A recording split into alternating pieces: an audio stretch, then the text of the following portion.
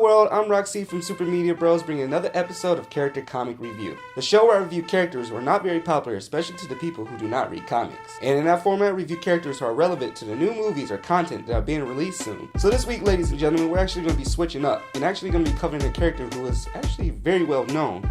However, how known is he? The character I'm referring to is Aquaman. So I think there's some serious misconceptions that people have about Aquaman. I get a lot of people saying like, oh, Aquaman is such a weak character. He's the most useless character from the Justice League. Aquaman can't do anything. Yes, people, the man can talk to fish. Honestly, I would love to have an intelligent ass conversation with a pufferfish. What up, big fella? How you doing? But Aquaman is more than just a fish talker. So with the Justice League fastly approaching us, I thought it was a perfect time to go over Arthur Curry. Aquaman. Curry is a good name, by the way. Anyway, everyone, let's get to the review.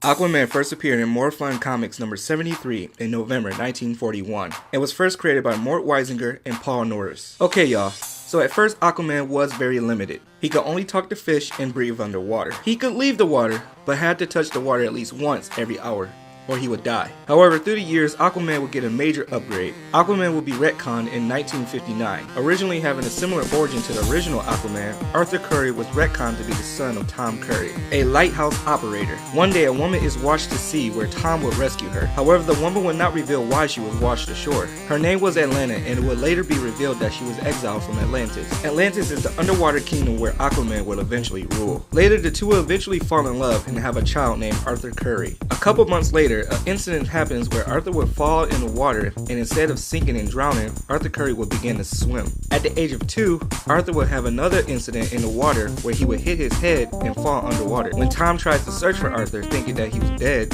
he was found underwater playing with fish. Turns out Arthur inherited Atlantean abilities from his mother. Later, it is revealed on Atlanta's deathbed about who she is and where she is from. She also tells him that she was exiled from Atlantis for trying to visit the outside world. As Arthur grew older, he would become more familiar with his abilities. His father will also devote himself to help Arthur learn his abilities. During this time, he will build Arthur a training tank where Arthur would become a master in being in the water. Arthur will also discover that he has the power of telepathy with sea life, meaning he can communicate and control all underwater sea life. Later, Arthur would find the city of Atlantis. However, his arrival was not welcome. He would become prisoner, and here is where he would learn the Atlantean language. Later, using his abilities, Arthur would eventually escape after learning about his heritage. He would use his abilities to defend oceans of the earth and even interfere with military weapon testings in the water. When Arthur returns to the city, he is made a citizen and would eventually become king of Atlantis. He would take up the name Aquaman and would constantly return to the surface to fight evildoers. Later, he would eventually become the founding member of the Justice League. Aquaman has superhuman strength, speed, durability, and telepathy over sea creatures.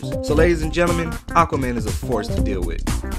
And that's Aquaman, everybody. See, Aquaman is a badass, so I'm not trying to hear all that weak character mess or he's useless. Let me know in the comments below what you thought about Aquaman, and also let me know in the comments of who you'd like to see next Sunday. Remember everyone, suggestions are welcome, so go ahead and comment away and I will review them and I will consider them. Anyway, everybody, that's this week's Comic Character Review. Thanks everybody out there for watching, and you all take it easy out there.